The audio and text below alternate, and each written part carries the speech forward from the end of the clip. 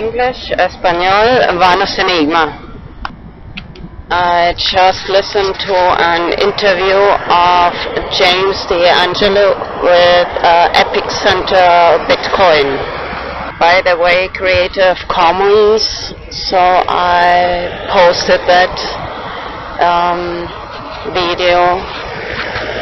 Bueno, acabo de escuchar un interview con James D'Angelo y con Epicenter Bitcoin. Y también puesto una parte, the second part I put in the first because it's very interesting about the problem of decentralization. He puesto una parte del video que es al final, lo he puesto al principio porque hay un tema de descentralización por la seguridad, because of security. So James D'Angelo talked about how can we solve that problem to improve decentralization. James D'Angelo ha hablado sobre el tema de cómo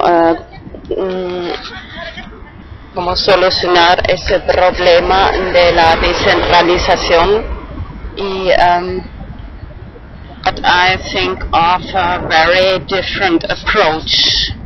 Yo pienso en una solución muy diferente. First I should explain just which is the problem of decentralization is because very few people mine Bitcoin. So it's the control is in very few hands and it can be corrupted. Antes debería explicar brevemente el problema que consiste en la descentralización es porque hay muy poca gente que hacen el trabajo de minero, mine Bitcoin. Hay grandes fábricas en China que sí, tienen muy poco control en pocas manos y puede ser corrupto. And mining, of course, costs a lot of electricity. Y minar Bitcoin, por supuesto, cuesta un montón de electricidad. So as James D'Angelo, okay, let's talk about my solution. I think we should focus much more on the topic of free energy because, bueno, yo creo que deberíamos concentrarnos mucho más en el tema de cómo producir energía libre, como Nikola Tesla, the invention of Nikola Tesla was suppressed because of corporation interests, corporatocracy, not democracy. Bueno, ya sabéis que Nikola Tesla era el pionero en el tema de energía libre y su invención ha sido suprimida por intereses de las grandes empresas. So lately I've listened very much to videos of Jensen from Jamaica who focus very much on this topic of free energy. #get off the grid. Bueno, últimamente me he concentrado mucho, he mirado muchos videos de Jensen de Jamaica que concentra mucho en el tema de energía libre. Otro hashtag es off the grid. And anyway, if we had something like free energy, we wouldn't need so much money, Bitcoin, whatever,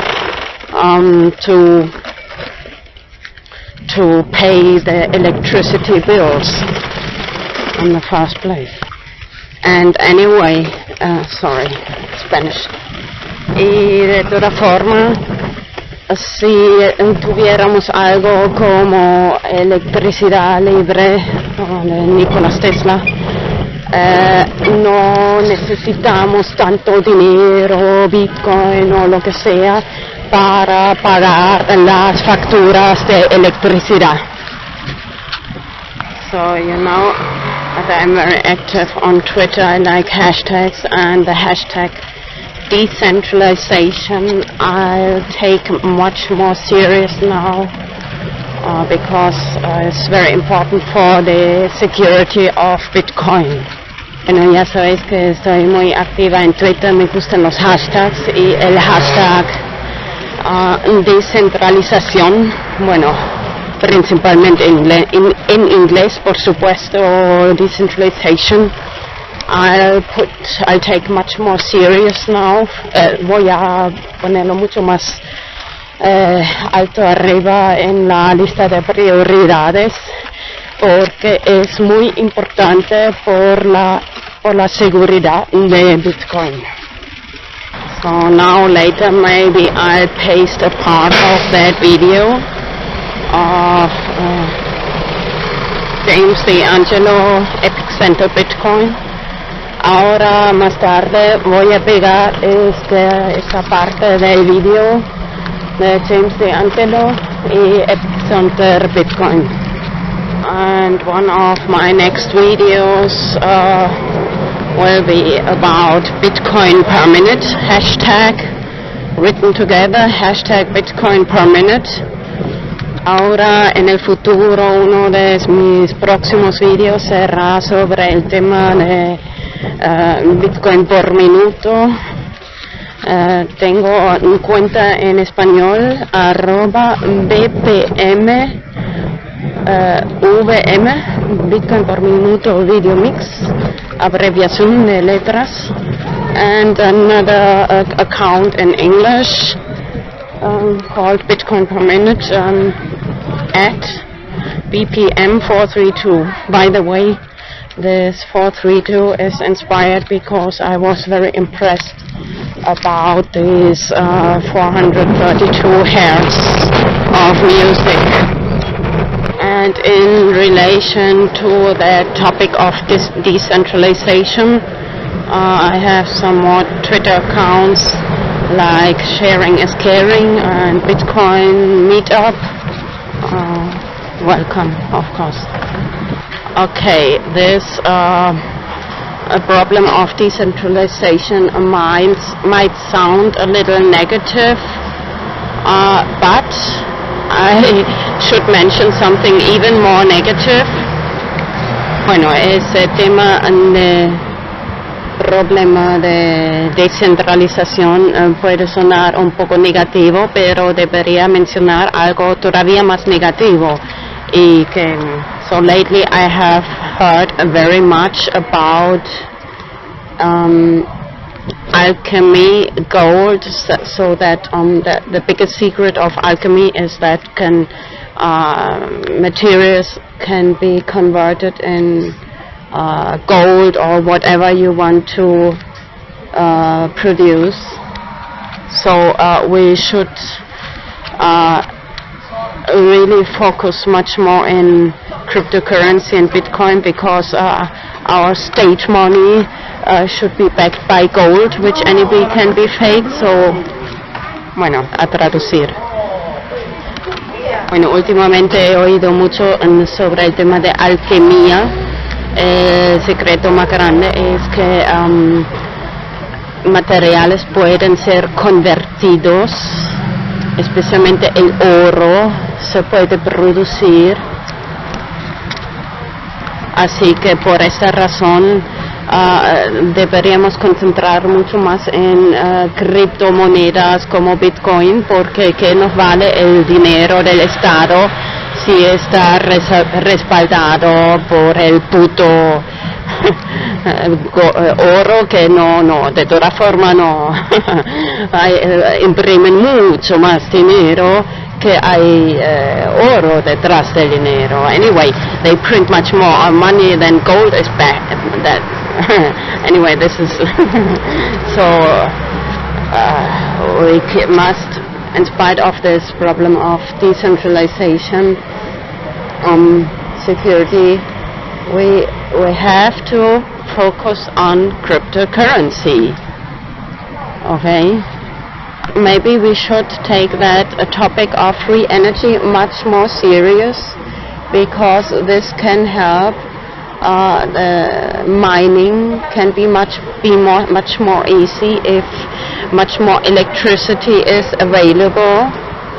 Así que concentrarnos mucho más en el tema de energía libre, porque así tenemos mucho más electricidad y así podemos minar Bitcoin. No solo una empresa grande en China. I'm not an expert in free energy. I just listen to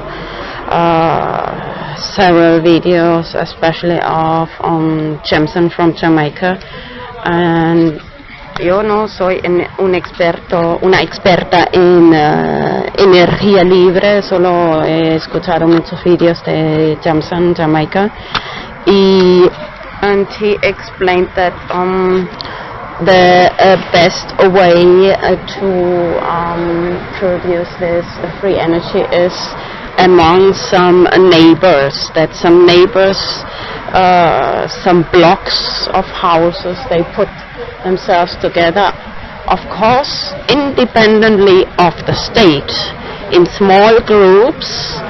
They can produce this free energy and mine Bitcoin. Maybe this is maybe in my eyes the biggest motivation to create free energy and decentralize the mining process. Bueno, según Jameson, la manera mejor para producir esta energía libre es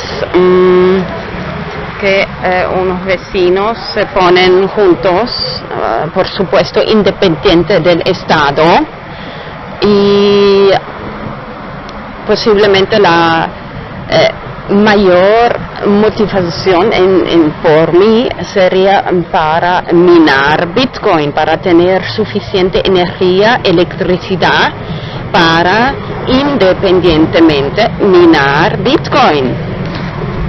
And another hashtag which is similar to decentralization is hashtag P2P, which means peer-to-peer. Bueno, en español casi es.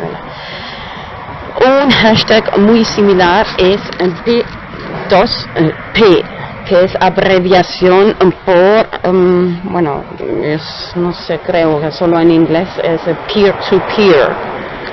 Y, bueno, hashtag descentralización. You know that I focus very much on the hashtags, and if you go in my last section of YouTube, you see all my Twitter accounts, and I like to explore different hashtags in these different Twitter accounts. Bueno, repito que ya en mi última sección de YouTube ahí tengo la lista de todas mis cuentas en Twitter, y me gusta mucho explorar los diferentes hashtags y a través de estos diferentes Twitter cuentas de Twitter, que me caigo en inglés. Another important topic in relation with free energy, I think, is magnetism. Otro tema importante en relación de energía libre es el tema del magnetismo. Remember North Pole and South Pole? Recuerda Polo Norte, Polo Sur. But in my opinion, if you have been following on my YouTube channel, I have produced many videos about this hashtag I invented, Let's Talk FE. Pero el tema, si me ha seguido en mi canal de YouTube los últimos meses, he creado un hashtag Let's Talk FE para hablar sobre ese tema secreto de Tierra plana, flat Earth. And I just mentioned this North Pole and South Pole. In my opinion, there's just one magnetic center, which is we call North Pole magnetic center. If you look at the map of United Nations, but they don't depict Antarctica, which is the outer edge of that circle. Bueno, el polo norte, en mi opinión, se llama el centro magnético. Si miras el mapa de ONU, ves el polo norte en el medio y alrededor han dejado, no enseñan Antártida, que es el límite alrededor. You know that Admiral Byrd and Nazis and so on made many expeditions to Antarctica. Ya sabes que Admiral Byrd hizo muchas expediciones a Antártida. Nazis y you know, the Antarctic Treaty, they prohibit people at least to fly over Antarctica because they discovered something. Prohíben de volar sobre el, entre comillas, continente de Antártida. Porque en ese tiempo, 1956 about, they discovered something, and maybe they discovered even something in relation to free energy and magnetism, because this maybe we should focus more on that magnetism. I don't know why, it's just an opinion, because these North and South Pole, what we call it has very much to do with this magnetism. Tal vez deberíamos concentrarnos un poco más sobre ese tema de magnetismo en relación del tema energía libre. And talking about this free energy, you know that Antarctica, there are much more resources, energy resources, not just the technology of free energy. There are under the ground are minerals, many resources. Aparte de la tecnología de energía libre, en Antártida hay muchos recursos minerales in Antarctica. This topic of energy is very important, and it's the key for decentralization, I think, of mining Bitcoin.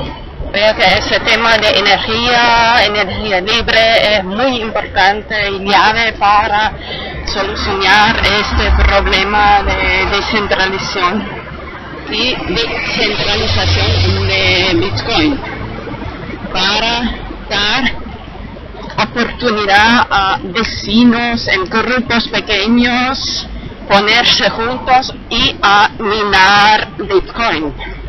Especialmente interesante para Argentina, Sudamérica, que el dinero, inflación. in relation to that topic of magnetism, I want to mention shortly CERN, Switzerland, and NASA. Y en relación con el tema de magnetismo, quiero mencionar brevemente CERN, Suiza y NASA.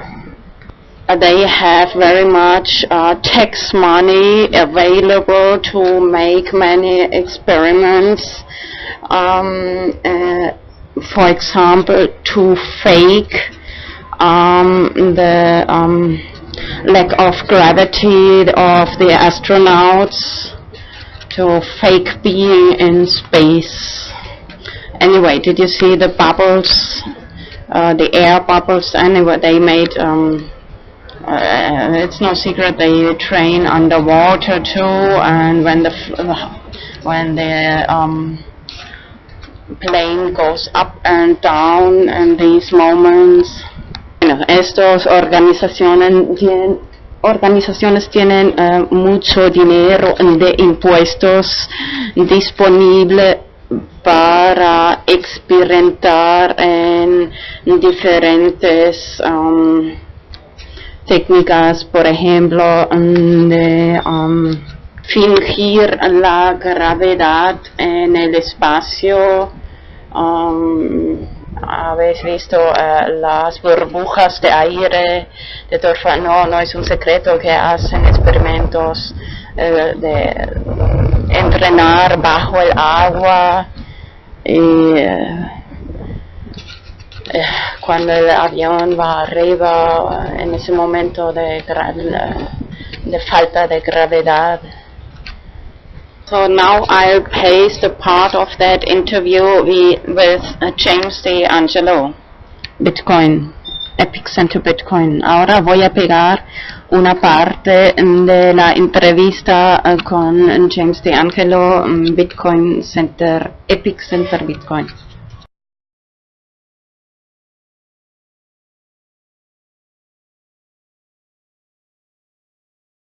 Bitcoin. So you mentioned before when you heard about Bitcoin, you got so fascinated, and then you had this fascination also for the philosophy, the ideas behind it. What was it about those ideas that you found so fascinating? I would say really I just loved, well, I mean, let's be honest, we're all still understanding this philosophy, right? We're learning it every day. So I love the fact that it's new. So it's new philosophy, right? It makes us question what money is. It makes us question what centralization is. It makes us question almost everything. We question how we can work together as humans. And so I guess I really love the fact that it's all exciting and new. It's 2009 since philosophy. Just by changing some simple things like the ability to have a decentralized consensus timestamp database, right? It sounds ridiculously simple, right? Oh, that, yeah, okay, I agree that that transaction happened at that time. It's never been done before. It's never been unalterable before. And think of how terrible it is too, right? If I get a picture of my ex-girlfriend naked and post it on the blockchain, what's she going to do to take that down? Zero. It's the most terrifyingly, I mean, you could think, for all the beauty that we think of Bitcoin, think of all the terrible things you could do with it, right? That alone is just terrifying, right? She can't do anything to take that out. And there's no one she could sue for all the very same reasons that it works as a currency. It works as something that can be very indelibly painful. And the world, just like, the fact that we have cameras everywhere now, is just going to have to get used to it, because this won't be uninvented, this concept. When you kind of think back to, or even today, when you think of both the concept of Bitcoin as well as, cryptocurrency, blockchain, smart contracts, all of those things that sort of are tied to it, when you think ahead, I don't know, you're most optimistic or pessimistic, but this, sort of vision of the future of like, what role do you see that playing in the world at some point? And what role would you like it to play? Well, I I'm a big fan of Vitalik Buterin, and especially Ethereum. I'm neither here nor there on, but he has been really, for me, a huge thought leader on these ideas of government and where things like this could really replace a lot of loopholes for corruption.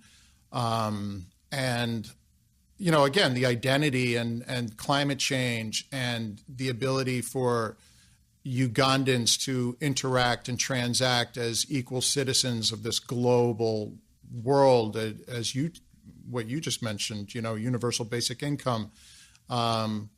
These are dreams, right? These are beautiful, beautiful dreams. And I think they far outweigh any of the negatives that I've seen. But every technology has positives and negatives. So I see these dreams and I see them functioning, and I understand the tech behind it.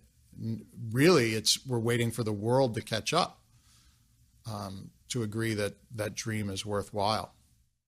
Yeah, I think that is true, right? That's at some point people will start seeing some of these applications, you know, actually working, and there will be a shift of thinking that will happen that will be incredibly radical. And it's still some ways off. I mean, in a way, we have this little bubble where, you know, we see this very different future, and then the rest of the world is just like, what is this weird Bitcoin thing? What is this weird stuff you guys are focusing on? But at some point, they, you know, just it will all start unraveling, I think, and that will be. And I hate to harp on the name, but I think the name is a big stumbling block, right? When you hear coin in it, you just think currency, and it's been built around this idea of currency. And I think it's all fine and good that it provides a currency, and I think the currency is a killer app. But when I started doing my series, Million Killer Apps, I was trying to figure out myself how many beautiful, wonderful applications there were. And I just, inside of a week, I was like, there's too many to count. So I did the first episode thinking I would do 2. And then I did the second one. I'm like, oh my God, I could do 5 more of these killer, ridiculously beautiful applications for this technology. And the nice thing is, when I did the first video, most people were saying, well, there is no killer app. And I would say maybe my videos changed that. I don't hear that as much anymore, right? Now it's like, which killer app will come first, or which of these applications might. But yeah, you're right. I think Bitcoin can be a bit of a stumbling block and a barrier. I mean, when I meet people now, you know, who know I do, you know, something with that, it's almost always one of the first questions is, you know, what's the price of Bitcoin? How is it? And it's just, I also think that actually Bitcoin as a currency is a killer app. It's awesome, but it's just one tiny part of all the things that are possible. And even with Bitcoin as a currency, you know, to reduce it to a price is just sort of misses the point. But even with, we can talk about this perhaps a bit later, but the shift of attention from Bitcoin to blockchain in the media and startups and everything, we've talked about this before. Even with this shift, even when you're talking about blockchain, you still have to enter the conversation with Bitcoin. Just at lunch this afternoon, someone asked me, you know, what I was working on, and then, you know, I'm talking about Stratum, and, you know, we're building blockchain solutions. And, well, what's the blockchain? Well, you have to explain Bitcoin to them before you can get into the blockchain. So personally, I find that challenging, and I'd like to be able to find a way, especially with regards to just blockchain technology, to explain it without having to talk about the currency. Yeah. And it's a bit like saying, well, you know, here's an engine and we're just going to ignore fuel. You know, you can't pull things apart so conveniently. All engines that we ever make will require something that drives it. And it is the driving force behind all of it. I noticed that I was a big fan of Counterparty. I loved that they were kind of competing with Ethereum. And they've basically been pulled off of all the Reddit moderators take Counterparty off because it developed its own little currency inside of Counterparty. But Counterparty is still essentially based on Bitcoin, right? It's built on top of it. It's built, you can't use Counterparty without using Bitcoin. And it's not even clear if the moderators understand the real idiocy of that, right? If Counterparty does well, Bitcoin does well. It's inseparable. And I think they just were smoking their Ethereum crack there, being afraid that it was a competitive blockchain. And it's really not. It's built, you have to have it. So it's an essential ingredient. Today's magic word is noses. N-O-S-E-S. Head over to letstalkbitcoin.com to sign in, enter the magic word, and claim your part of the listener reward.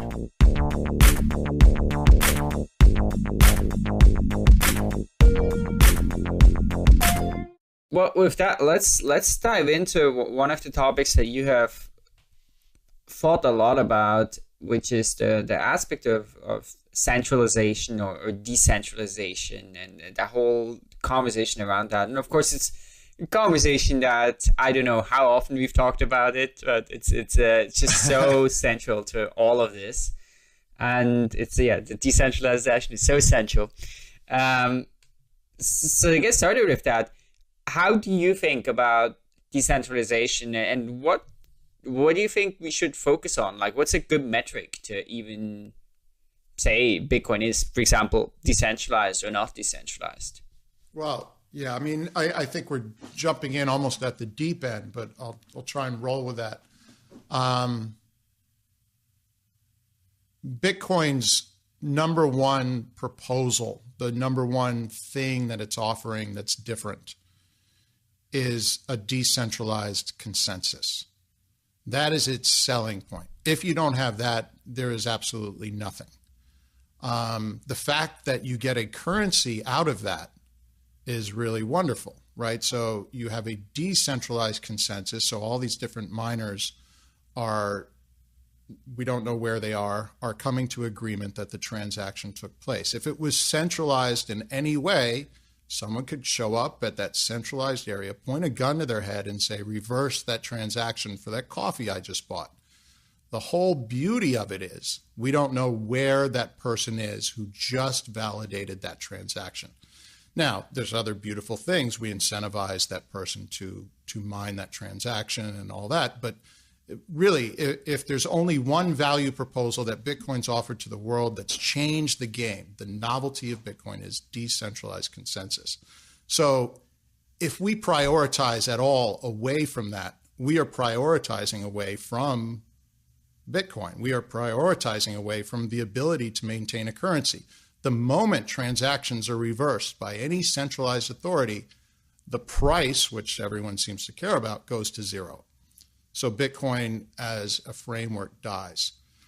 Now, we could all think of really tragic places to have that centralization take place. So say, for example, all of a sudden, all the centralization was taking place by some corrupt dictator in some corrupt country, and he owned all the mining. I would suspect that most people would stop calling Bitcoin a decentralized consensus, and they would all be bailing out pretty quickly. So centralization and decentralization are the main ingredients. If you talk Bitcoin, you have to talk those terms very clearly. The trouble is we have built mining in such a way that it's anonymous. So if I wanted today to go out and buy some mining hardware and jump on the network without a name, I can. Well, if I wanted today to go out and buy half of all the mining hardware and jump on the network, I can. That is a choice that I make, and I make alone. Whereas with Coinbase or a mining pool, you're socially tied into the people you're serving. So if I join a mining pool, I am only part of other people joining. And if the mining pool starts acting badly, we all grab our hardware and we point it at another mining pool. Or if Coinbase starts acting badly, they're a centralized institutions, we take our money out and we go to Circle, or we just run paper wallets. The mining hardware is our choice. Anybody who wants to can choose to jump in And anybody who wants to own as much as they want can. So that's the dangerous. Everyone talks about mining pools, ghash.io. I was bored to death with that whole ghash.io because I'm like, they're going to lose all their customers tomorrow if they go beyond 51%. And that's pretty much what happened. You know, the whole idea of Coinbase, people are worried about Coinbase. It just bores me. I'm not concerned about that. The community's too active and too passionate to let that happen. The trouble is in 2013, I don't know, did you guys mine ever? Were you ever mining? No. In 2013 at the meetups. About 5 minutes on my CPU. But yeah. At the meetups, everybody mined. My nephew, who was 11, mined. You wouldn't mine. Why wouldn't you mine? It was just too fun, right? You buy the little USB thing in, you slap it in, and you've got Bitcoin. Okay, I did have one of those actually. Oh, you did have one of those. Did you yeah, actually USB make anything? one, yeah. Yeah. But it was like $20 as a joke. It wasn't like to actually, you know. Right. And even the price of those was varying dramatically, right? People didn't even know how to speculate on those because of the new ASICs coming out. And I remember selling them for way more than I bought them. So I made more money selling the hardware than actually mining.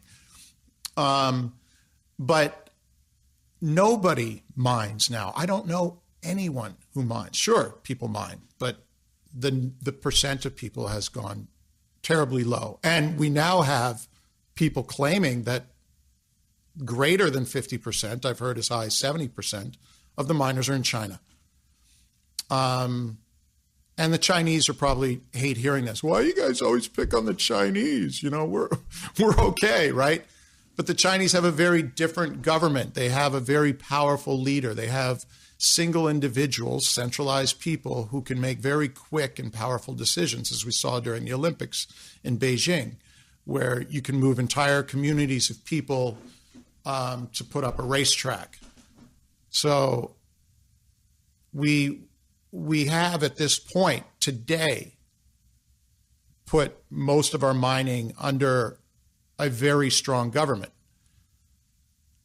Can we measure decentralization? No. Do we have a pretty good idea that it's being centralized dramatically? Yes.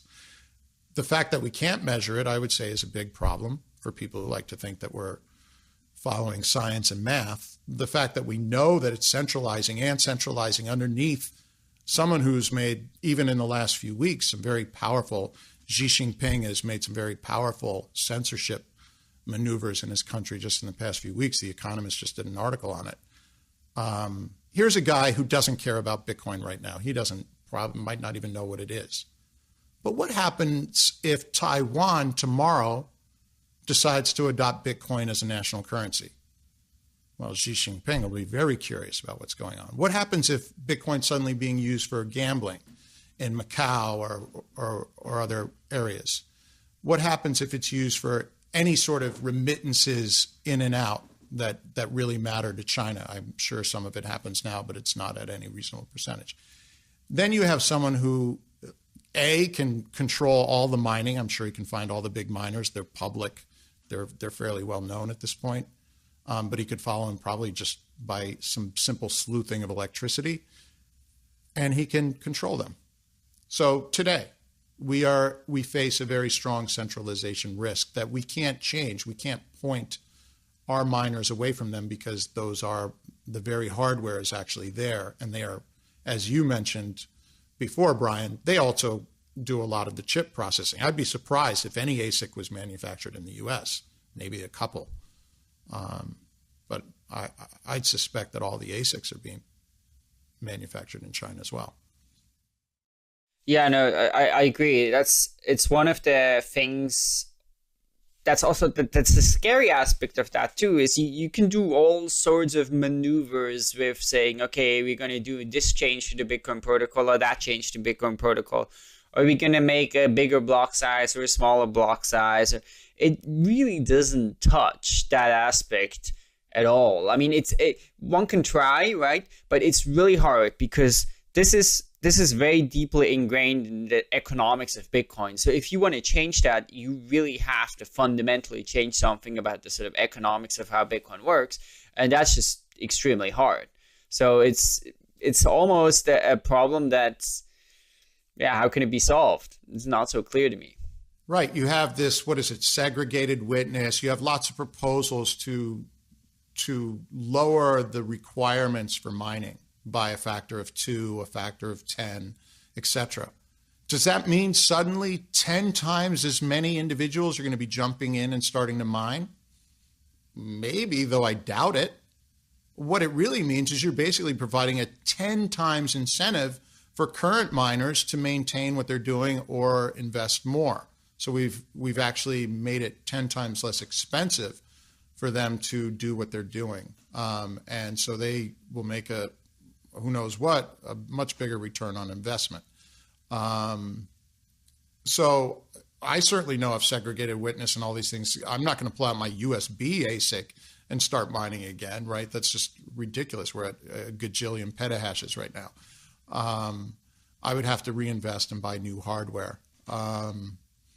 So I don't see that day, the dream day that everyone's talking about from Gavin, Peter Todd on down, is that we're going to somehow write the technology such that it's going to be 2013 again when you go to the meetup and everyone's talking about mining. And I don't think anything based on history of economies of scale suggests that that's going to happen. So it's a dream. It's a pipe dream. It's a false dream. Yeah, I mean, one could imagine some things, right? So let's say, because the issue is you have some centralization pressures, right? So first of all, there's the latency thing with mining makes it a lot more attractive to be a big miner, right? You have a clear advantage in terms of, your block doesn't get orphaned. So that's a problem. But if we, for example, talked about Bitcoin NG, that would solve that, right? So you could do that, and that would at least solve the latency problem. And then, of course, you still have the thing with the hardware and the cost of hardware and the economies of scale there.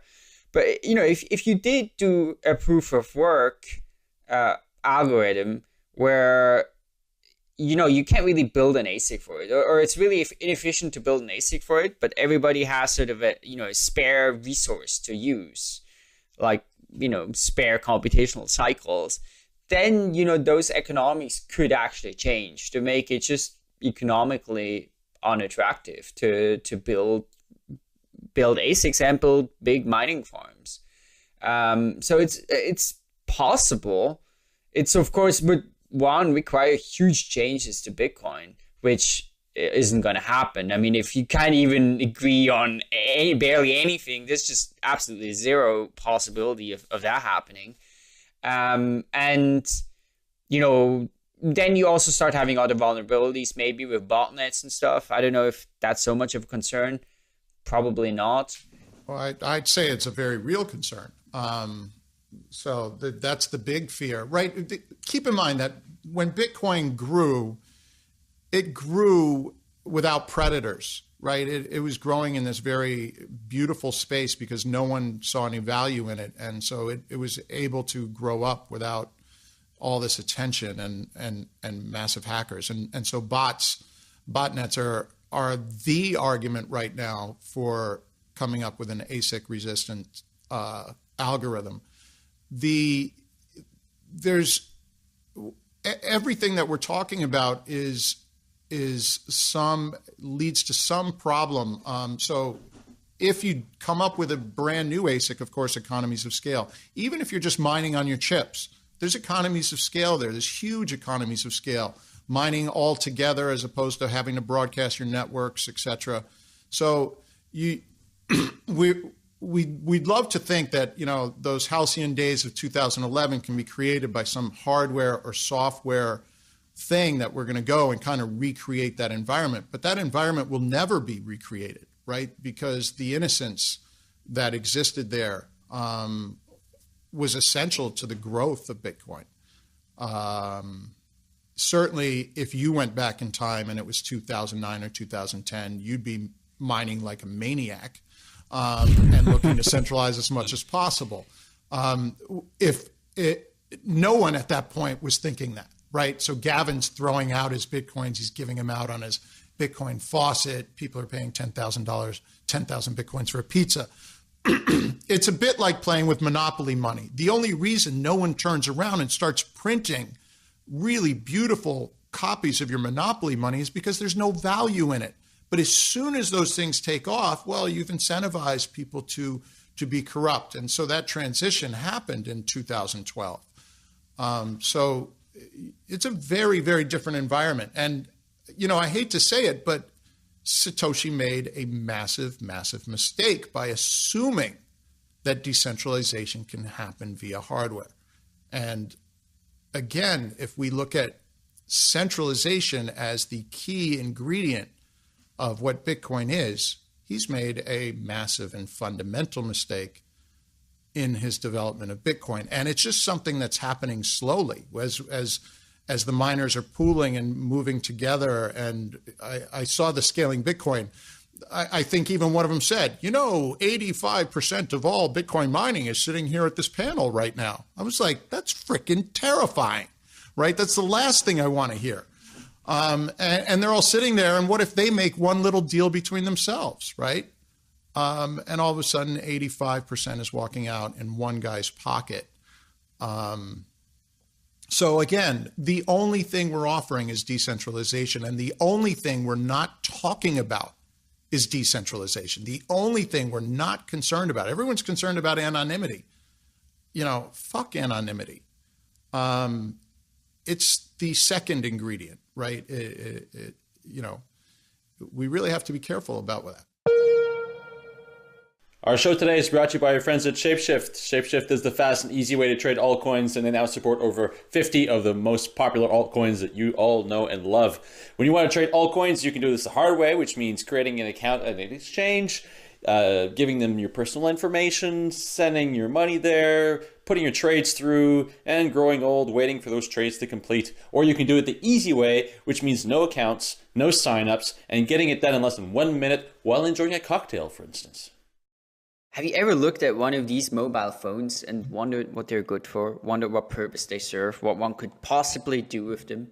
Well, finally, Shapeshift has created a mobile application to trade altcoins with those phones and give them some actual functionality. So if you want that, you can get the Shapeshift mobile application. You can get that the application procurement center. They call this the iTunes store and the Google Play Store. You can download that there. And when you do that, it's going to do two things. It's going to, first of all, it's going to add a Fox to your home screen, and that's going to make your phone a lot nicer. And it's also going to give you the ability to trade altcoins wherever you are. And that is change we can believe in. So we would like to thank Shapeshift for their support of Epson and Bitcoin. You said the mistake Satoshi made was that he assumed that you could get decentralization through hardware. I mean, there's this famous quote in the white paper, right? One CPU, one vote. I know, how beautiful. No? That's the dream, beautiful. Right? Right. That's the dream. Right. And right now we're sitting here in massive vote buying scandal of all time, right? Yeah, it didn't quite work out that way. I've got 3 CPUs in my house. I have 0 votes. Then let's get right to that question. What should Satoshi have done differently? Well, again, it's how do we define decentralization, right? Decentralization just between the 3 of us exists. We all have very different dreams for what we want for Bitcoin. But if our 3 computers were mining Bitcoin, there's no decentralization between our computers. They're all mining it the exact same way. So if I buy your 2 computers and leave them connected to your IP addresses and I'm able to control them remotely, I've centralized the mining even though it looks decentralized. But if I'm arguing with Brian and Sebastian about how we should mine transactions, we'll never centralize. We'll always disagree. So the difference here is decentralization can only be measured by humans, the number of humans. If the number of humans drops, decentralization drops, period. Who cares how many CPUs or ASICs or nodes exist? That means nothing. What I care about is how many people own those nodes. right? So counting nodes is like, you're just sitting there wanking off, right? You're telling yourself that it's decentralized. It's just not, okay? That's no evidence of decentralization at all. I could go on AWS right now, Amazon Cloud, and build 1 billion nodes for an hour, right? And do some massive mining, right? It'll cost me a ton. And I'll look as decentralized as you want to be. Trouble is, I'm just me, and I really do want to reverse the price I paid for that coffee, an hour ago. And so what, then in that case, so you mentioned people. It's important to know how many people are behind these mining rigs. And you did an interesting video called Nodes versus Noses, where you argue that there should be one nose behind every node, one physical person. How can we achieve that then? It seems difficult to if we compromise anonymity unless we want to compromise on anonymity. It seems unlikely that we'll be able to achieve a situation where we have many nodes and as many people behind those nodes as possible. Yeah, I think difficult's a very good word, and I think idealistic's another very good word, right? We've gone through 2009 to 2014 sort of thinking we could have our cake and eat it too, right? And we've never really looked at the problem square in its face. It's really easy when you're beginning a system to think you can have all the design constraints. But, Tesla right now is going to be faced with competition from Porsche. And I think they're going to see their profit margins shrink, and they're going to have to change some of their dreams of how they build cars as competition comes in. We're seeing the same thing in Bitcoin, where we're going to have to sacrifice some of our design constraints to maintain the things that are essential to us. And certainly, if we see centralization of hardware, which has already happened today, we have to take that very, very seriously. We have to stop, Gavin Andreessen saying 8 megabyte blocks at the risk of centralization, or 20 megabyte blocks at the risk of centralization. That's the most dangerous thing you can say on earth, right? Because we're already very centralized. Today, whatever day it is, December 18th, 2015, right? We're centralized now. Anything that moves up, I'm like, when Peter Todd started saying I might be in for smaller blocks, I was like, yeah, let's kick this can down the road for a little bit. Let's keep it as decentralized as possible. I don't care about how much people are paying per transaction because it keeps the dream alive. People are like, oh, transactions should be cheap. Yeah, that's a great design constraint. Yeah, miners should be anonymous. Yeah, that's great too. Yeah, it should be decentralized. Yeah, that's essential. That's not great. That's essential. You don't have that. You have nothing. Yeah. I mean, my thinking on that is, I agree with you. It is very centralized already. Bitcoin is way too centralized, right? It should be much, much more decentralized. It's just that, like, we are here with 1 megabyte, right? So if you say we're going to stay here with 1 megabyte, I don't think that decentralization is going to increase, right? It's going to, you're going to continue going towards more centralization. If you're going to go 8 megabyte, is it going to be, substantially different? I'm not so sure. All right, but let's just check your first assumption there. You said if we stay at 1 megabyte, decentralization or centralization might not change. The truth is we can't measure it, right? That's because we aren't counting individuals. And we really do in our gut know that it's being centralized even if we stick at 1 megabyte, right? So it's currently centralizing. It might be at a logarithmic or exponential pace, which is my guess that it's going that fast. So we don't know, even if we just said, let's do everything we can to avoid increasing any form of centralization and stick at 1 megabyte. I would say that's still dangerous. I would still say we're rolling dice here. And we're rolling the dice very aggressively against our only design criterion that really matters. So, yeah, I think we're safe today. I don't think Xi Jinping is really to make a move yet, but please don't call the network trustless anymore, because now I'm trusting the fact that he doesn't want to make a move. I mean, forget forget this idea that we're protected by math. Bitcoin's a social institution, right? When you tell me you're protected by rubber gloves or condoms, I go, it all depends on how you use it and how much people want to attack. Your girlfriend could snip off your condom in 2 seconds, right? Your condom doesn't protect you. If you put your condom on your head, it doesn't protect you either. Same with rubber gloves, same with math. If you're not careful of how you're being attacked, math doesn't protect you at all.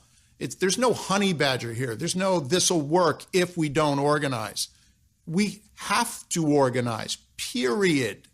All right. And if we don't organize and start measuring and counting decentralization, we're just letting it centralize because it is currently happening. It's like the tide, it's coming in. So yeah, I'm strong on that because I feel strong on that. But go ahead, where you were going with the 8 megabytes or whatever. Well, actually, let's not talk about that because I think we've talked about that a lot. I think it's more interesting to talk a little bit about the more the bigger picture here. So, we talked about, or you called Satoshi having made a mistake. What should we have done differently?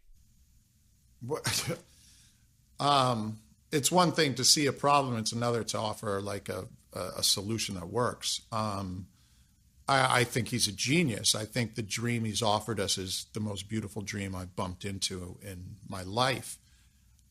But he did make a mistake. The one, I think you said it best, the one GPU, one vote has been compromised dramatically. And he's nowhere close to that being correct. Right. But if you say he's made a mistake, he definitely made a mistaken statement there. Like the statement turned out to be very wrong. No question about that. And that is a super significant thing that happened there. No question about that. But if you say, he made a mistake, sort of implies that, well, he could have done something better, right? So he could have made some different design choice at that stage that, maybe wouldn't have led to the situation we currently are in. I hear you. I hear what you're saying. I'm not always so sure that I can be that confident, right? It's one thing to say someone made a mistake when they're designing a spacecraft to go to light speed. And it's another to come up with the solution to make sure you go to light speed. It's not clear that a decentralized consensus is anything still but a dream today. So we have it. It's working so far, but the turkey on Thanksgiving morning said everything's working so far. And then the farmer comes in after treating it so nicely all its life and hacks off its head. Everything's working so far is a terrible measure of a system. And it was what was yelled at me when I first presented this idea in the green room of a conference by someone who's working heavily on scaling Bitcoin, right? It's working so far, don't mess with it. And I'm like, that's a strange measure of a system. And you can see people who are very invested in scaling being very invested in making sure that Bitcoin is scaled through hardware or software because they're building these projects. Now, if my axiom's correct, and as I say, an axiom can be torn asunder by just one tiny little fact. So all I need is one little fact to prove it's not. If my axiom's correct, which is that decentralization and anonymity are incompatible. So you can't prove one, you can't prove both. You can only establish one or the other. So if you are looking for decentralization, then you really do need to sacrifice the anonymity of miners. And I would say a lot of the miners are sacrificed currently. We know who they are, but that's not what I'm talking about, is the ability to choose their identity in some way as well, right? So say Xi Jinping was mining everything and we knew who he was. So identity doesn't help us there. It just terrifies us. We would have to come up with some way to choose them, to vote or elect them. Now, this is where every Bitcoiner is probably going to want to shoot me, and I might have to watch my head, is we really have to understand that it's now a social network that we're building, and the only way to build it would be maybe to look at some systems that have kind of sucked, which have been, Congress of the United States or something like that, where we actually vote for a percentage of miners. Now, I could see leaving 49% of the network is proof of work. But anything over that, I think, is you're asking for a disaster. You know. Wait, can you explain that? What do you mean with 49% of the network is proof of work? Well, I don't look at the technologies, as I said, as much as I should. Like, is there a way to alternate between an identity-based miner and proof of work in such a way that we're convinced that it's working correctly? I'm not so sure. Those aren't easy problems at all. And even the whole idea of, so let me just go backwards. For what I propose in my video is, say, for example, today, we just added one person that we knew had no real mining gear into the network. So we just chose Andreas Antonopoulos to mine 1/10 of all blocks. So every 10th block, he comes along and mines it. There's some real powerful beauty there, right? He can take all the free transactions and mine them. He's not doing proof of work. He doesn't need an ASIC. He does it on his phone, right? Does all the transactions, 1 billion transactions, he mines them. And then the very next block, you'd hand back to proof of work. Of course, it would take him a little bit longer to go through and validate those transactions, and they'd mine forward. The beauty is he's not invested in mining hardware. So we've suddenly decentralized the incentive structure of mining just by adding one individual who we kind of know and trust. I would sleep so much better at night if you, Brian, and you, Sebastian, and 5 other random Bitcoin people from Reddit were involved in this process. Because I know you guys don't have a ton of well, I don't know, but I would assume you don't have mining hardware, which is better than knowing that all the mining hardware is controlled by people who own it. But of course, the problem with that is that you don't really know. I mean, I could have a ton of mining hardware. I could have financial interest in correct in mining company shares, for example. Correct, absolutely, 100% correct. You with the U.S. Congress, with any group of representatives, you run into all kinds of corruption and bastards and assholes, and it all sucks. But is it the best thing we've got? And I'm just saying, if we want to maintain a decentralized consensus, we have to figure out some way to be decentralized, and that's humanly decentralized. If I had one representative from each district on Earth mining randomly, I would sleep 1 billion times better than those guys all sitting on the panel in China, waiting for Xi Jinping to decide whether he wants to go to war with Bitcoin. And transact, by the way, there's 2 other huge advantages. Say we do this, right? And no one's ever going to want to do this because I probably sound like I'm on crack right now. But say we do this. Scaling goes to near infinity right away because you don't need proof of work because it's broken. And you have a Bitcoin governance thing now where all these people, these delegated miners, can actually vote in a way that we would trust a little bit better than just having the miners vote or the core devs vote or the exchanges vote. I mean, really what you are talking about is a proof of stake system, right? No, not at all. None of these people need to have stake. I don't think proof of stake, like proof of work, suffers from some issues that may or may not be solvable. I'm talking about proof of knows. Proof of identity, proof of reputation. Right. But you have to, I mean, who is going to choose those people? Exactly. These are all the choices why would I offer a solution, right? How are we going to vote for these people? Well, am I going to be able to vote with your private key, right? Right. And then you have a proof of stake sort of thing where, all of a sudden Roger Ver gets all the votes. Or Satoshi gets half the votes.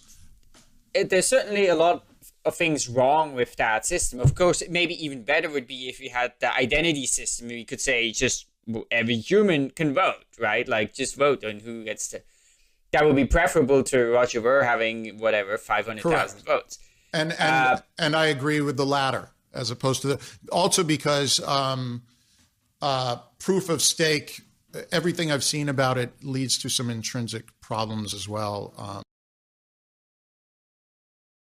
Until we accept that there's a social construct problem here.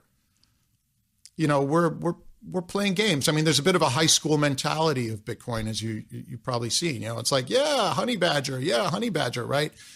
And it's like, is anyone really measuring decentralization? When someone says decentralized consensus, has anyone ever provided data? There's been no data on that, period, right? We have no data on that. So we're all playing games because we've taken over some world economy and it's worth, you know, $5 billion or whatever it's worth. But I think there's something much more beautiful here. I'm very passionate about Bitcoin, and you know, talking about this is obviously no fun for me either. I didn't like thinking of it. You know, I told my wife when I spoke at the conference, I go, this might be my last Bitcoin conference because I'll be shot. It didn't make me happy. But it's a reality that it needs to be considered and measured. So I'm not going to say the solution is vote for 1,000 people, though I think that's probably the way that's the way in my mind right now that makes the most sense. I would say the solution needs to be thought about by some people who are a lot smarter than me. But we are now aware of the problem. But if the solution is 1,000 people, we've solved a lot of Bitcoin problems right there. You know, we can scale to Visa levels tomorrow. So there's some nice silver lining. There's no way to scale using any of the scaling solutions unless maybe Lightning Network, you know, but then I don't know, you know, I look at Lightning Network a little bit like Counterparty. You're building something above and beyond. I mean, I agree with you on some points, but I guess there's sort of two sides, right? I think on the one hand, this is sort of a actual idea, right? It's like sort of a half-baked idea that has, in terms of a lot of details that you sort of, you know, gloss over. And oh yeah, you're absolutely right about that. It's not even a tenth baked. Right. I think when you think about you know, a truly decentralized, you know, resilient currency, because or distributed system, you know, whatever it is used for, whether currency or smart contracts or whatnot, it's pretty clear to me right now. You know, Bitcoin, you know, it sort of works as advertised, more or less. I mean, at least it's not being, even though it's not particularly decentralized, it's not being abused, because, you know, we would sort of see that. But it's not resilient. I think you totally pointed that out correctly, right? You could have the Chinese government go in there and take over. Or I think there's just a variety of points. So you could have those 85% that were there sitting on the same table and having, you know, dinner together in some private room afterwards, come up with all kinds of schemes. And of course, if, you know, let's say the US government or some government said like, okay, well, we have a problem with this Bitcoin thing. Well, you know, they know those guys, right? That were like announced the 85%. And I mean, the US government doesn't have a very hard time taking people out, right? So that would be, you know, there's no way they could protect themselves. So it's not resilient. It's like clearly not resilient. And if there is a strong interest to sort of go after Bitcoin, you know, organizations could, governments could, right? So you obviously would need to decentralize it. And then I think you do need to deal with the economic problems, right? These economic incentives that are there for centralization. And I think those are just... They will always be there. Why do we have antitrust laws? I mean, people who make bread in their houses all the time. People used to make beer in their houses all the time. Everything on earth has been centralized. The big article came out recently. Oh, YouTube videos, all the most watched ones are now corporations. Right? We thought we had this big decentralized thing, but, you know, half the views now are big companies. Centralization happens in everything. In Europe, you have antitrust laws. Why do we set up laws to prevent monopolies? Because they always happen for everything. So you have them in Korea, you have them in Japan, you have them in the United States. They're some of our most serious laws. And the rule number 2 is to prevent complete control by one entity. In 1860 in the United States, Jay Gould is his name, tried to corner gold. Gold. He tried to corner gold. right? And he got very close. If he wasn't like kind of wrecked by how the president reacted, he was going to corner gold. I'll repeat, gold. People were using gold back then. All right. We have laws to prevent that, right? For very, very important reasons, because economies of scale dictate no matter what you do, someone doing a lot of it is going to do it better. And so you're going to be asked out. Imagine in 2013 if we had a panel of all the miners. Like, what Coliseum are you going to put them in? What 10 Coliseums, right? And you can see that picture very, very differently. So then, is it inevitable then? I mean, just look at the internet. Look at the internet hosting. It's controlled by AWS, Amazon, and a handful of other companies that everybody goes there. They have the infrastructure. That's how it works. Exactly. And everybody seems to be somewhat comfortable with that. I mean, look at DNS and all these other systems. Right, because the number one design criterion of AWS isn't decentralization.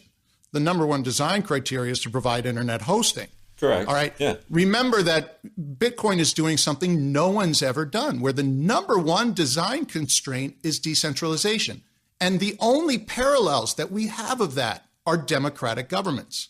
There's nothing else in history that you're going to find that requires decentralization of some form. The very reason that we establish ID in Europe is so that you can vote, so we can decentralize the decision-making process on those transactions. Because don't get me wrong, what is Europe? It's basically a big company that's distributing billions and billions of dollars, and that's being decided upon by a decentralized group of people. Now, someone might come up with some other model, but I just can't even see it. If I am correct that noses matter, then we need to put noses into the system. And right now, Bitcoin is loved claiming that math is protecting us. So all I'm saying is people love to go, oh, it's like the internet in the early days. Bullshit. It's like Linux. Bullshit, right? Linux, you could break off your own chain. You could develop comfortably on it. You could run Linux beautifully on your company. If you do that with Bitcoin, it's not Bitcoin, right? It's another currency. And you can never reintegrate them later. You can't spoon them together. So just one last sentence. So that one design criterion, decentralized, makes it something that's never existed before. Is the implication of what you're saying now that this will only be ever achievable when we have figured out identity? So we can say, you, James, you have one vote, not more than one vote. And, you can vote on, for example, who are those representatives? Well, I hear you. Yes, if we want it. So what is the definition of maximally decentralized? That's very easy to define. It's 7.3 billion individual people voting, right? That is maximum. You can't get more decentralized until we discover people on Mars or Jupiter, right? So every individual would have a vote. We don't need maximally decentralized. I would be very comfortable with knowing all times that we've got around 1,000 differently incentivized people. Okay, and there, the identity then relies on identifying 1,000 people in some form or fashion. I'd be very happy identifying people from Skype conversations. I'd be very happy identifying them from their public personas and public presence, even though I've never met them. And indeed, that works pretty well in a number of places. So right now, we're moving towards minimally decentralized. And yeah, AWS is a great comparison, right? Google and Microsoft are competing, but that's works for them. It doesn't work at all for currency. James, thanks so much for coming on. This has been it's been interesting. I think we are sort of at the end of the show, although I'm sure we could keep going for a very long time with this discussion. and I'm sure in some way we are continuing this discussion, and hopefully you will do so in your videos. We will do so here, and perhaps we will do so again once in the same context here. Yeah, so thanks so much for taking the time, and thanks so much for the work you're doing. Yeah, great work you guys are doing as well. Really big fan. Hope to continue whichever conversations. Yeah, so of course for a listener, we will have links to his videos, to his YouTube channel, and to his appearances as a 1990s rapper as well in the show notes. And so, yeah, thanks so much for listening. So Epicenter Bitcoin is part of the LTB network. So, of course, you can find our show, and you can also find lots of other great shows on letstalkbitcoin.com. And we put out episodes every Monday. So you can, of course, subscribe to it on, on your podcast app, or you can also watch the videos on YouTube. And that's on youtube.com/epicenterbtc. And yeah, if you're a loyal listener, we're still doing the t-shirt contest. Basically, leave us a review, send us an email, and we'll send you a t-shirt. And it's not really a contest anymore. It's just like, it's not a contest. Give us a review, and we'll send you a t-shirt. It's a misnomer. It's not a contest. Those are nice t-shirts. You guys have mediums? Yeah. We'll get you one. Oh, I'm gonna work on that. Absolutely. But you gotta leave us a review though on iTunes. I will. Oh, I have, but I will leave. Okay, then we'll send a t-shirt. Okay. Well, thanks so much, and yeah, we'll be back next week. Bye, guys. Great meeting y'all.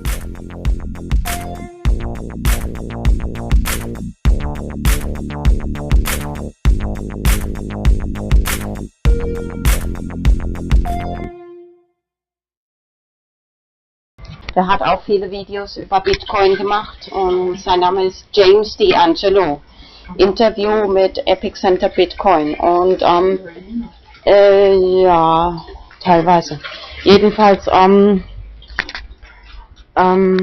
der halt über ein Problem in Bitcoin gesprochen, und zwar, das ist die Decentralization, die Dezentralisation, wie sagt man in Deutschen vielleicht, ich weiß.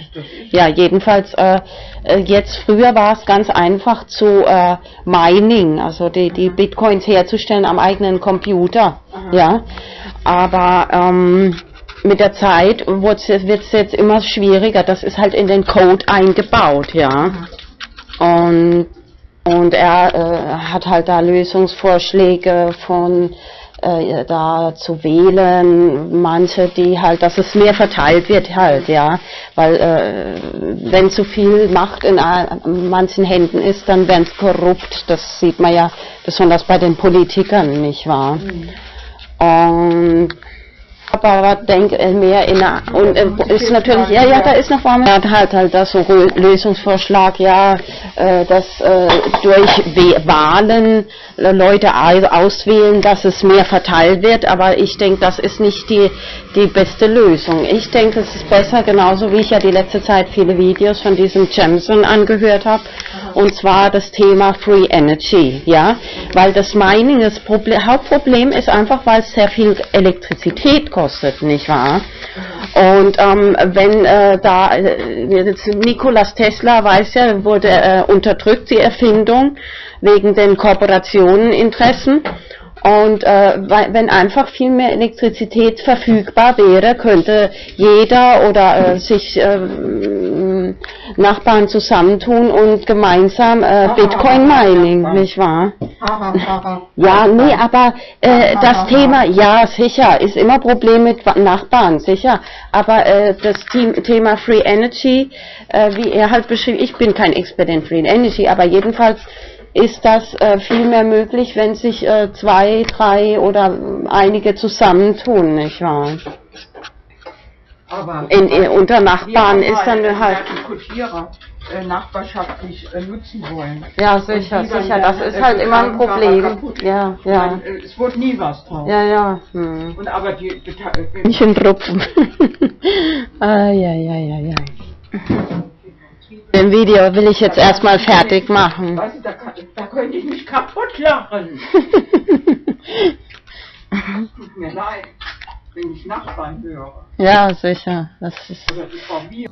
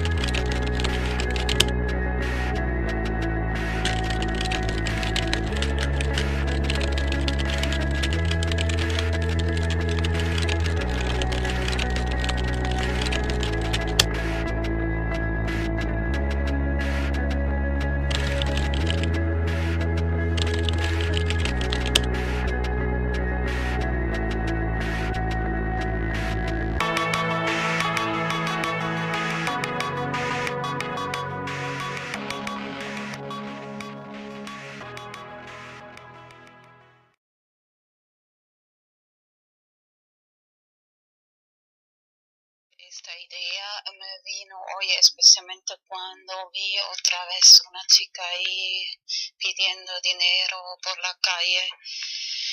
Actually, I must say first, this idea today I got especially when I saw again one girl begging for money in the streets. Me gustaría ayudar, pero yo tampoco me sobra mucho el dinero.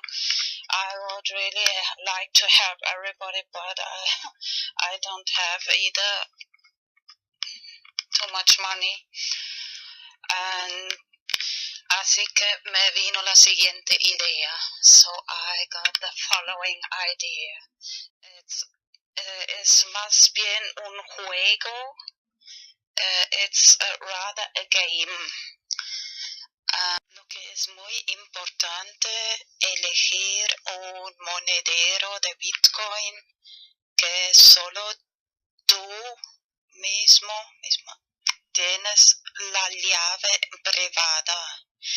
What is very important to choose Bitcoin wallet company which you only possess the private key. For example, blockchain.info. Por ejemplo, la empresa blockchain.info. Luego imprimir en papel la llave privada y también guardarlo tú mismo. Then to print in paper the private key and of course save for yourself that private key.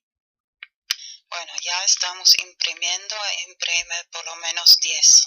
So now we are already printing, so at least print 10 directions, 10 direcciones.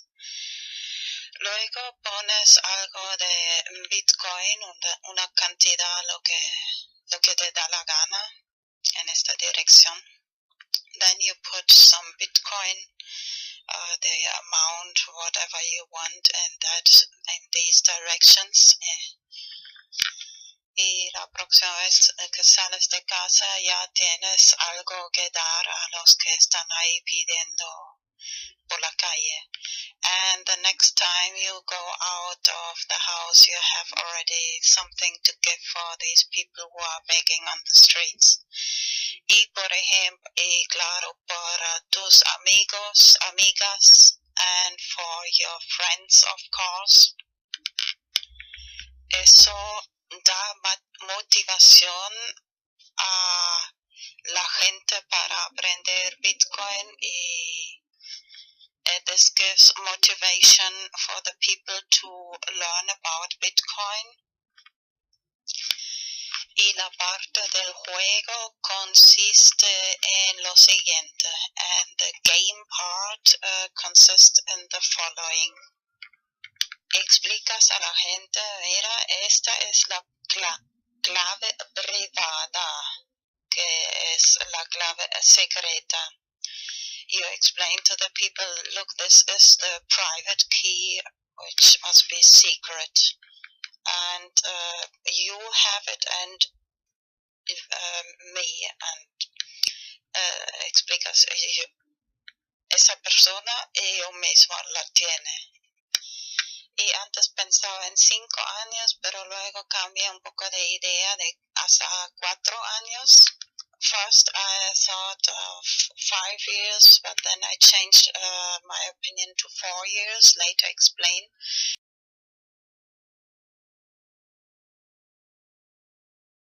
Después te explico por qué. Les dices, mira, tienes 4 años para poner esta cantidad de Bitcoin a otra dirección. Si no lo has quitado después de 4 años, yo lo quito.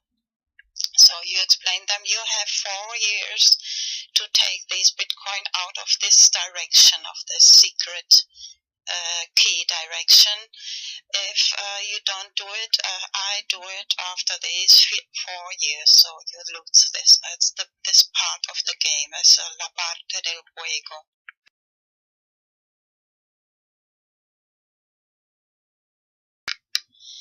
He creado este hashtag BTC4 para hacerlo un poco popular.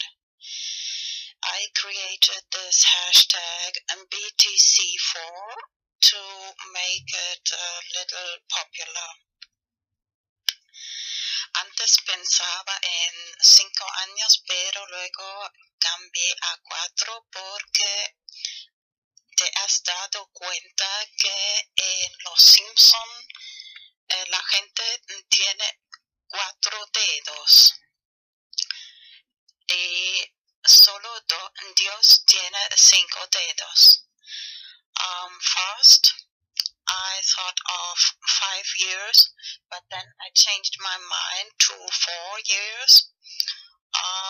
Did you notice that in The Simpsons, people have 4 fingers and only God has 5 fingers? I'll show some pictures. Voy a enseñar algunas imágenes de Los Simpsons, de los manos y dedos de Simpsons.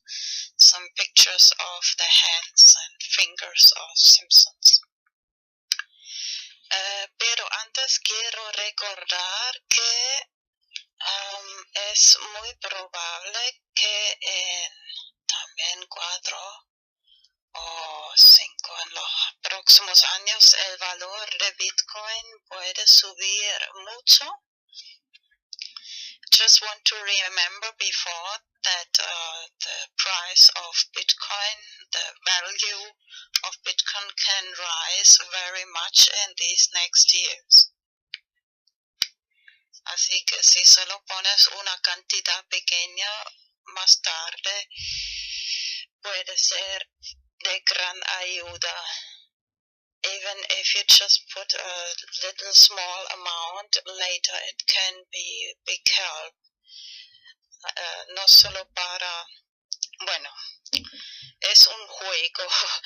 Si la persona lo quita antes de 4 años, es para esta persona, si no, es para ti, si te recuerdas y guardas bien la llave privada. So this is the game part. If the person takes the money out, it's for that person. But if they forget it after these 4 years, you can take it out. And it can be really...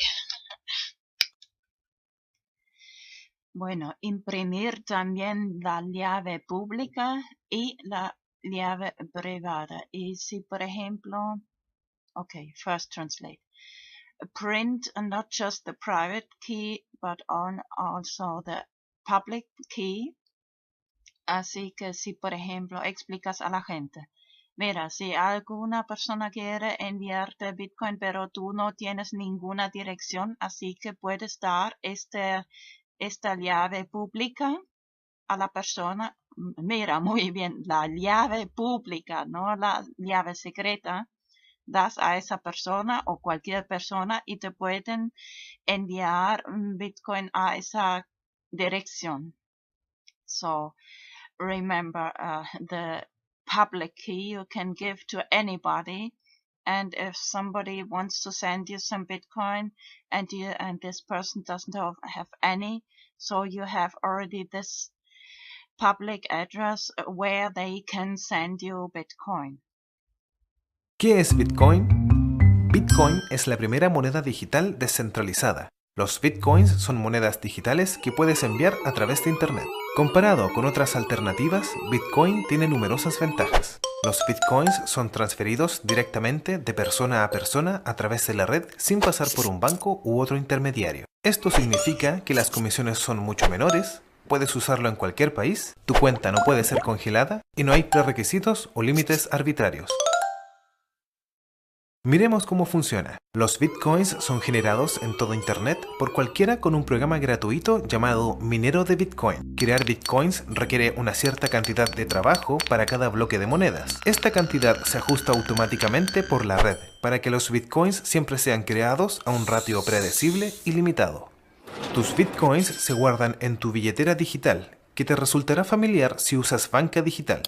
Cuando transfieres bitcoins, una firma electrónica es añadida. Pasados unos minutos, la transacción es verificada por el minero y es almacenada permanente y anónimamente por la red. El software de Bitcoin es completamente abierto y cualquiera puede revisar el código. Bitcoin está cambiando las finanzas de la misma manera que la web ha cambiado el periodismo. Cuando cualquiera tiene acceso al mercado global, florecen grandes ideas. Miremos algunos ejemplos de cómo los bitcoins están usándose hoy en día. Puedes comprar videojuegos, regalos, libros, servidores y calcetines de alpaca. Existen varias casas de cambio donde puedes intercambiar tus bitcoins por dólares, euros y más. Los bitcoins son una gran forma para que pequeños negocios y autónomos reciban publicidad. No cuesta nada empezar a aceptarlos, no hay cargos o comisiones y recibirás negocio adicional de la economía Bitcoin. Para tus primeros bitcoins y más información, visita weusecoins.com. Bueno, ahora voy a enseñar algunas imágenes de los dedos de Simpsons. Now I'll show some pictures of the fingers of Simpson. The 4 fingers, los 4 dedos y 5 dedos de Dios. The 4 fingers and 5 fingers of God of Simpsons.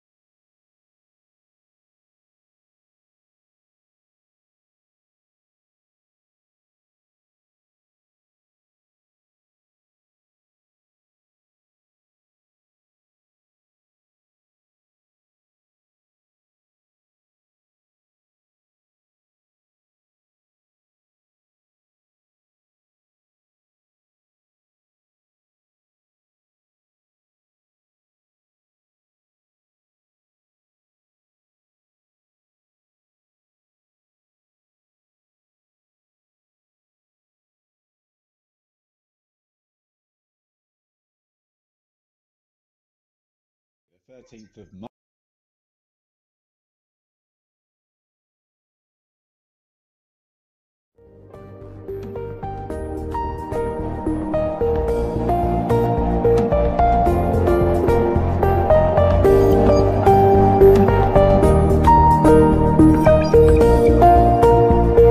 Español, English, Deutsch.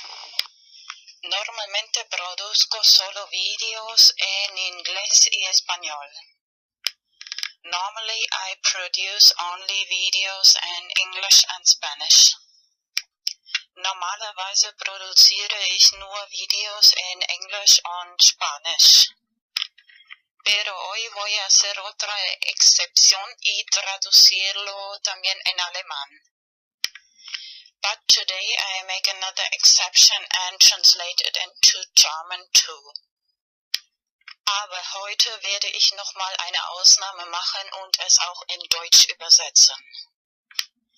Ya algunas semanas tengo escrito en mi lista de tareas por hacer de traducir el video hashtag BTC4.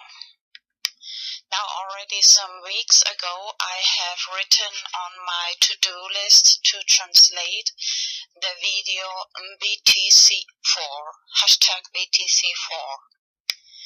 Schon seit ein paar Wochen habe ich auf meiner To-Do-Liste geschrieben, den Video BTC4 in Deutsch zu übersetzen. Estoy segura que esta idea puede ayudar a mucha gente económicamente. I'm sure that this can help many people economically. Ich bin sicher, dass diese Idee vielen Leuten finanziell helfen kann. Y da motivación para aprender Bitcoin. And give motivation to learn about Bitcoin. Und Motivation geben, über Bitcoin zu lernen. En este momento el precio de Bitcoin es muy bajo, económico. At the moment the price of Bitcoin is very low, economic. Im Moment ist der Preis von Bitcoin sehr tief. Sería el momento ideal para invertir. Hoy es el 15 de abril 2015. Would be the ideal moment to invest. Today is April 15th, 2015. Es wäre der ideale Moment zu investieren. Heute ist der 15. April 2015.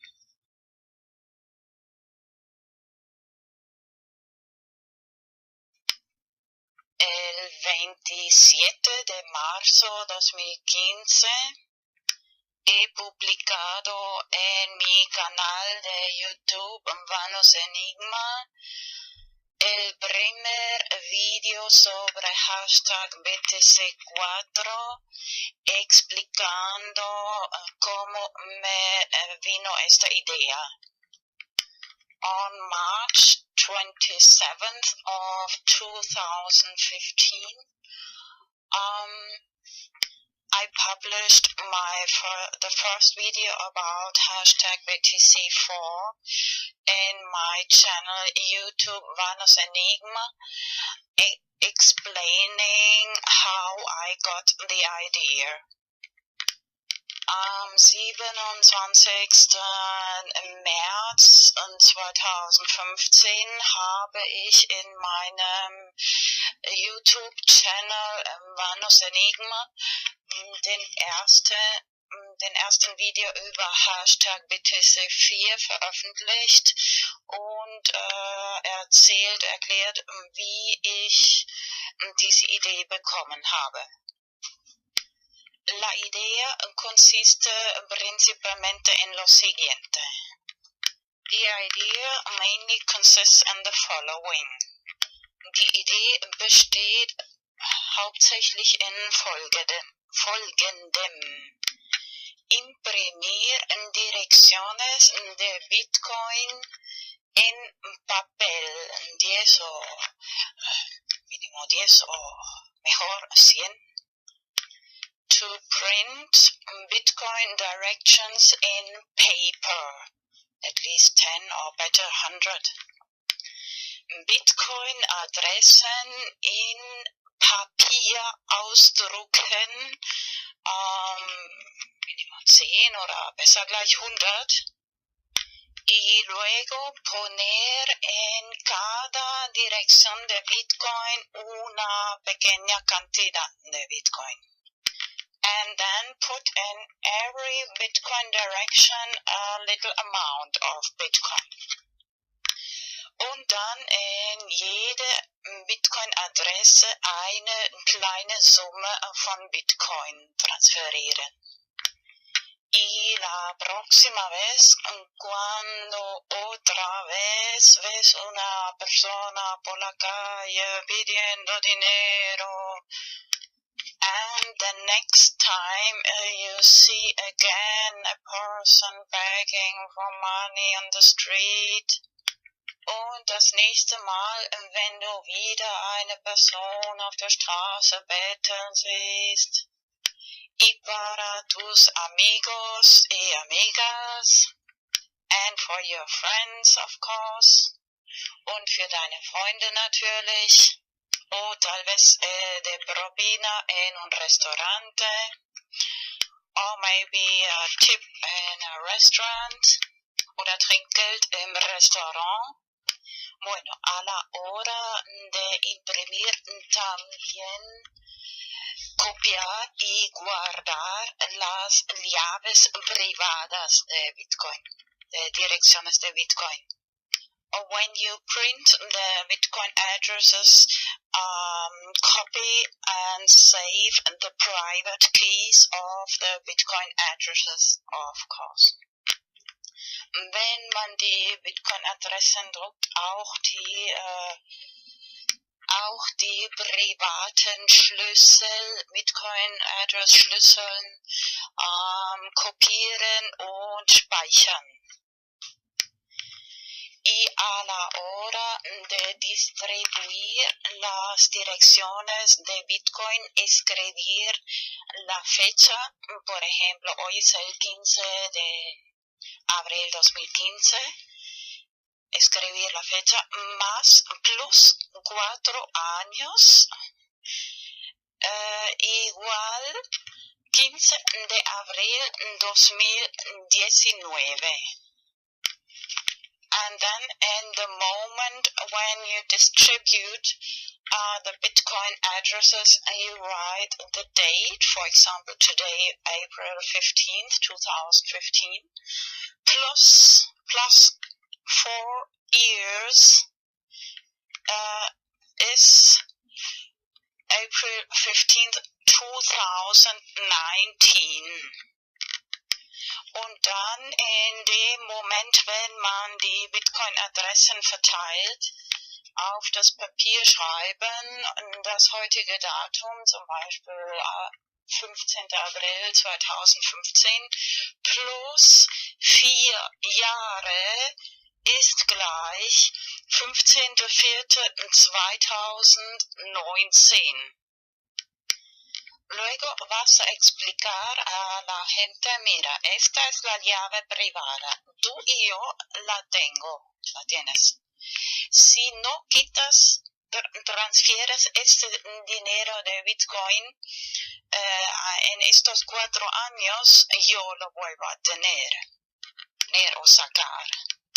Then you explain to the people, look, this is the private key. I have it and you have it. If you don't take this money, Bitcoin, out of this account, I will take it out in these 4 years, at the end of these 4 years. Und dann erklärst du den Leuten, schau, das ist der private Schlüssel. Ich und du haben diesen privaten Schlüssel, Bitcoin-Schlüssel. Wenn du bis Ende dieser 4 Jahre das Geld Bitcoin nicht raustust, Transfer, dann hole ich es zurück.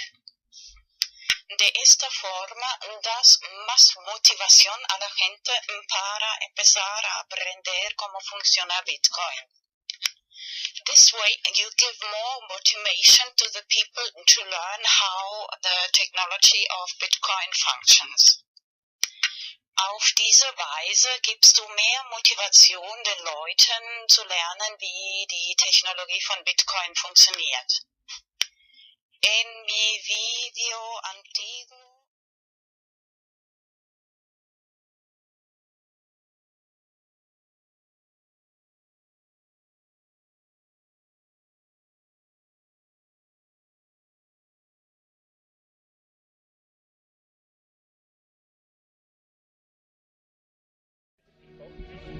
inherently and historically opposed to secret societies, secret oaths, and to secret proceedings.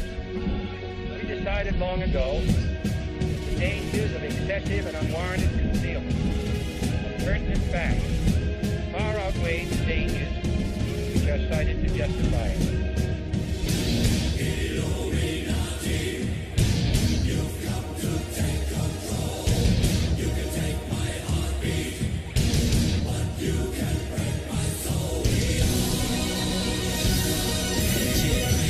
Face the facts, join our hands, make a stand. It's time to gather plans, get the shot, take the chance. Till there is no one left, stay correct to the death. They can't ever break a freedom, we will never let it. The corrupt politics is killing the system. Cynicism is it, and it's everything that you witness. They tell you what to think, make you believe that they're the realness. They feed us full of lies, and yet we always forgive them. Huh? It's all conspiracy, and if you're feeding in a witch, you're the puppet. The government's pulling strings from above you. It's time for the introduction to truth, and let's start a movement. We've all been brainwashed. They believe that we all are stupid. We believe in what we see and whatever our ears are hearing. But if you look close, listen, gather your own opinion, you'll understand all the lies, lines, and what's between them. This word is not your oyster. This word is a fucking prison. Come on.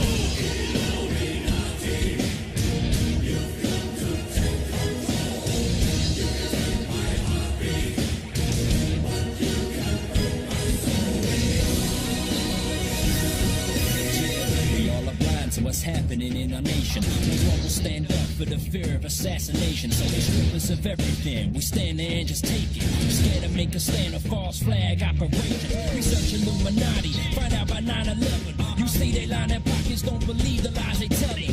Find and seek the truth, realize we need to do whatever it is we can to protect our livelihood. It's time for us to prove whether conspiracy or not. They owe some explanations to the questions that we got.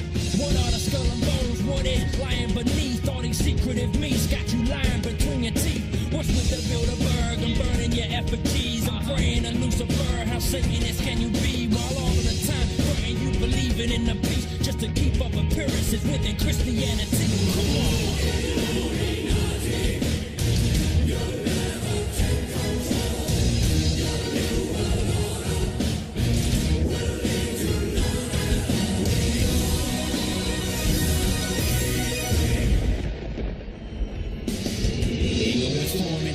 Stay strong, and they try to shut us down or turn around, let us storm them. We got the warnings, let us march from the morning through the night. We gon' fight and close the eye and overthrow all these damn secret societies. Why we gotta stand for the new world proprieties? The evidence is clear, we're naive to the lies. Illuminati wolves killing sheep in the night. When will we learn? When will we see what is right underneath all our eyes? This whole time realize we've been deceived, and they're trying to deplete us. They brainwashed our minds, may our souls stay free from corruption. Never trust them, let them get ahead. Even if we chant a march to the very end, nevertheless, let them know we will never rest. Till I bid in my P2P, not the head. Come on. You'll never take control. Your new world order will lead to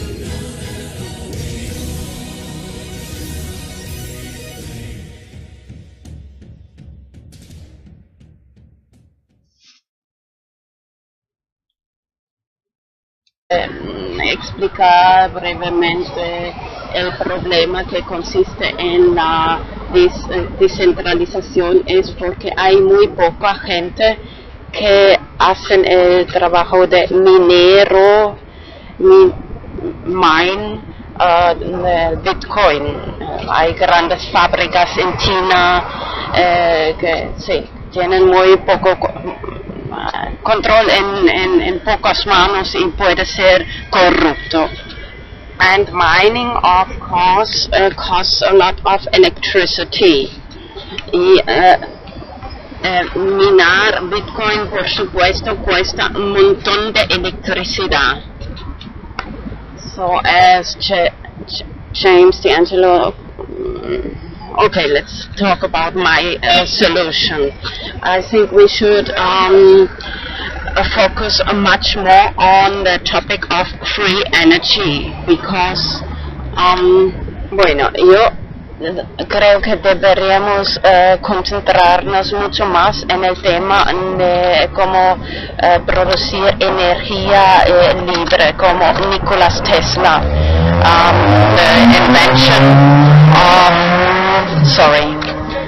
invention of Nikola Tesla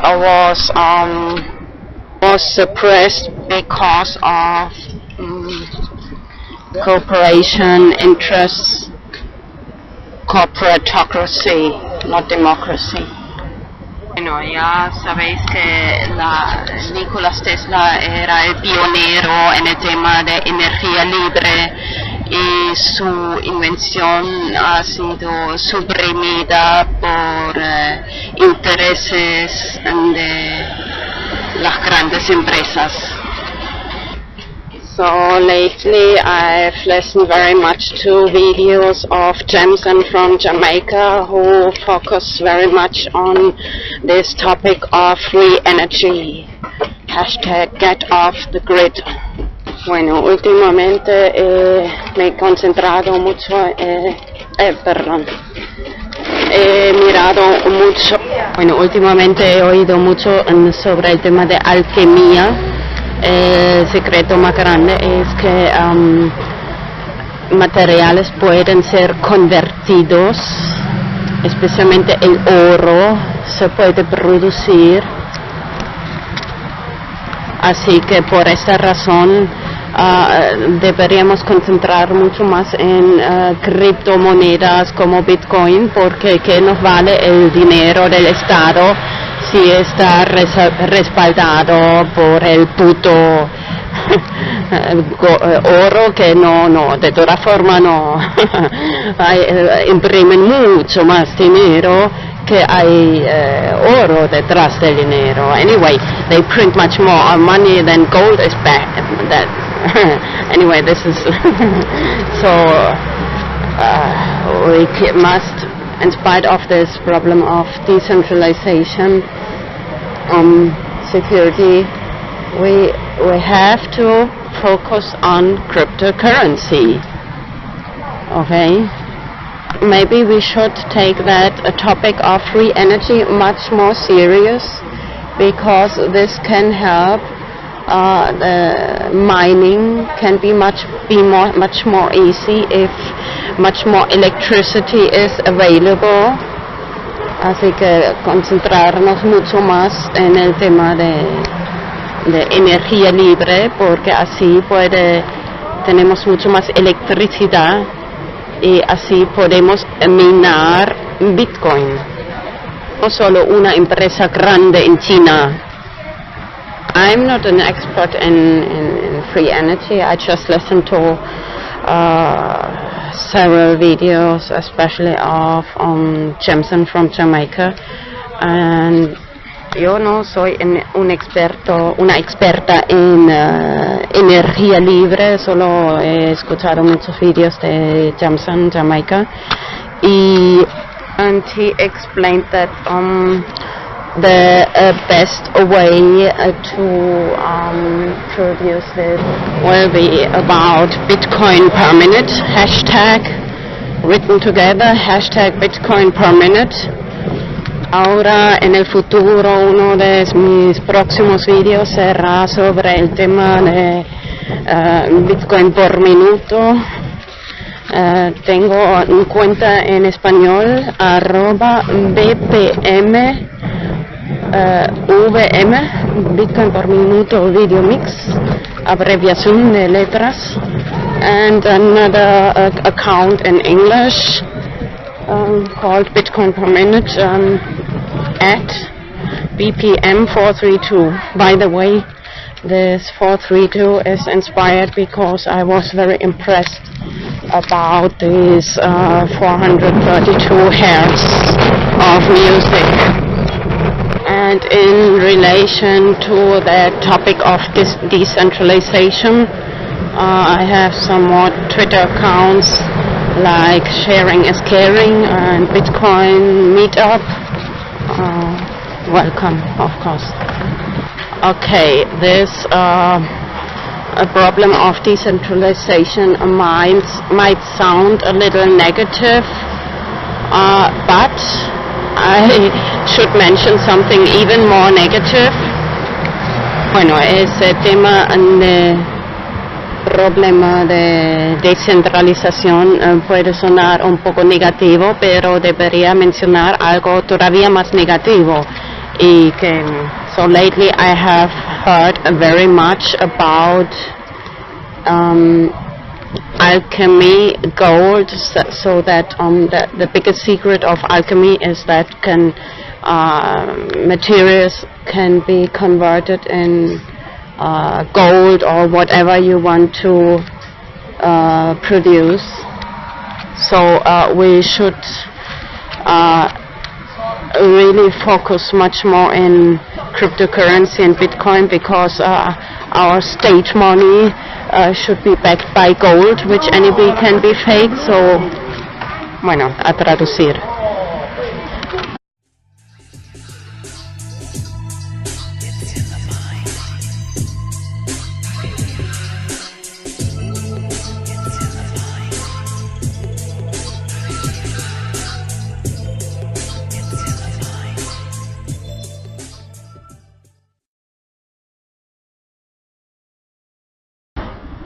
English, Español, vanos enigma.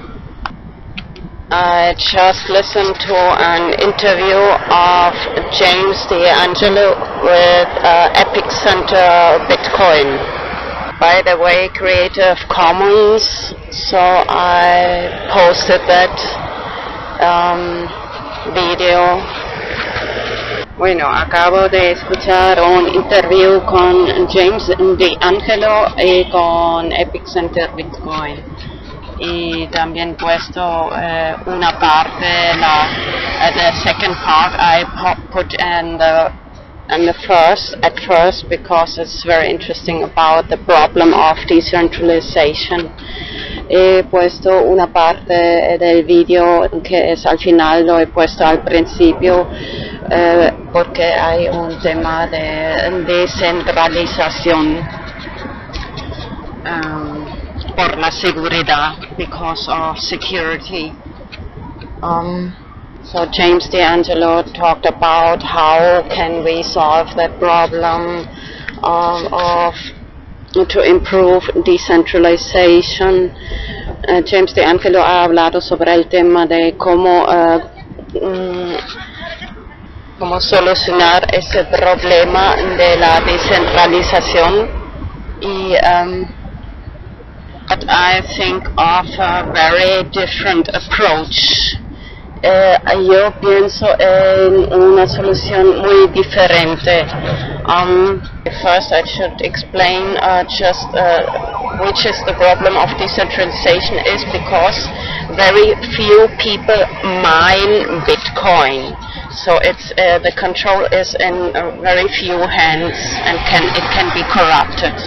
Antes de ver los videos de Jameson de Jamaica, que concentra mucho en el tema de energía libre. Otro hashtag es off the grid. And anyway, if we had something like free energy, we wouldn't need so much money, Bitcoin, whatever, to pay the electricity bills in the first place. And anyway, sorry, Spanish. Y de toda forma, si tuviéramos algo como electricidad libre de Nikola Tesla, no necesitamos tanto dinero, Bitcoin o lo que sea, para pagar las facturas de electricidad.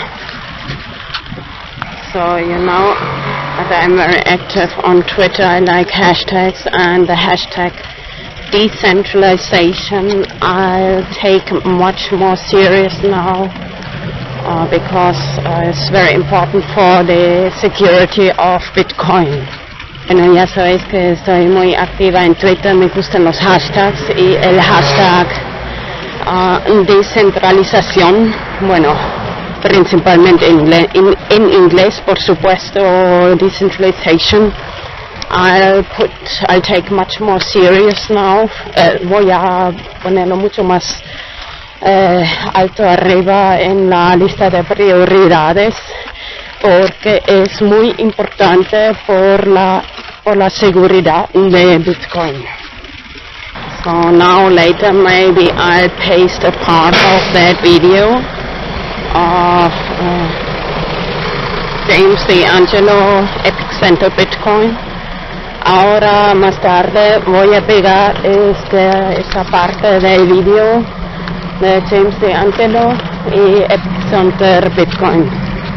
and one of my next videos